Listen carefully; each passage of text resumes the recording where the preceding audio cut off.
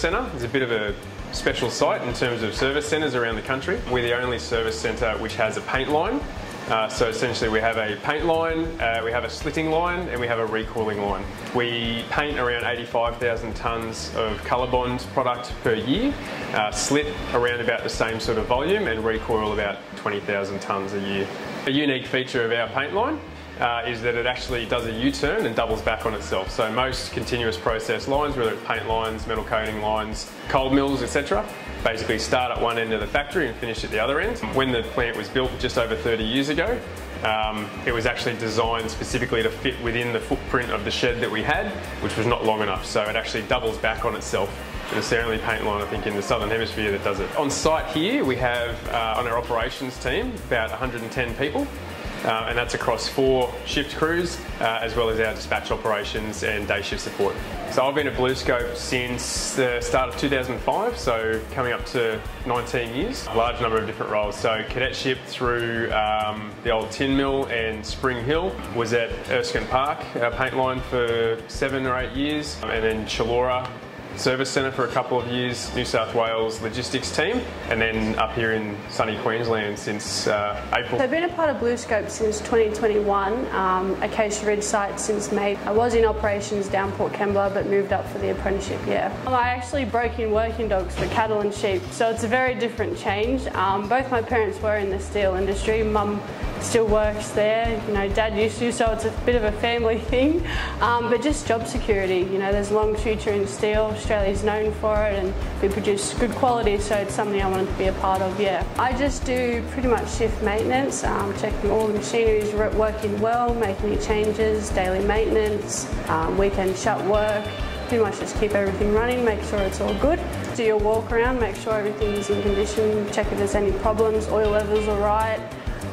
Talk to the operators, you do the banded tips on the slitter line, grind any rolls. I guess, yeah, it changes day to day quite regularly, so there's only a few jobs we do day in, day out. Basically started on the floor and out on ASL5 back in 2001, so I've been around for a while now in the business. Went from ASL5 to the slitter unit, moved over to the paint line, where I spent most of my years down in the coat rooms, putting paint onto our zinc alloy, making a ColourBond. Then I went to a day support shift role back in 2008, and then from there got offered a secondment in the PTR role, and then I'm working there full time. So I've been doing that role now for close to 5 years now. The PTR role is very much just, you know, dealing with roll formers and obviously with the consumer as well. So you get to deal with every facet of the supply chain, which is pretty cool.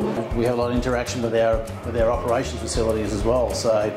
And obviously helping them along the journey with making sure that every metre that goes out of here is 100% perfect. So yeah, it's great, love it. A lot of work has been put in over the last few years to really push diversity and inclusion in our workforce. So I think at the moment on our operational team we're sitting at just under 30% female operators, and we've also got a really large contingent of young people join the team as well. I came from a bit of a rural background, so I've never really had the struggle as most, but everyone's very welcoming, which, you know, these days it's a very good thing because it pushes women, you know, to try new things, to see what it's really like outside of, you know, what the standard role is for us.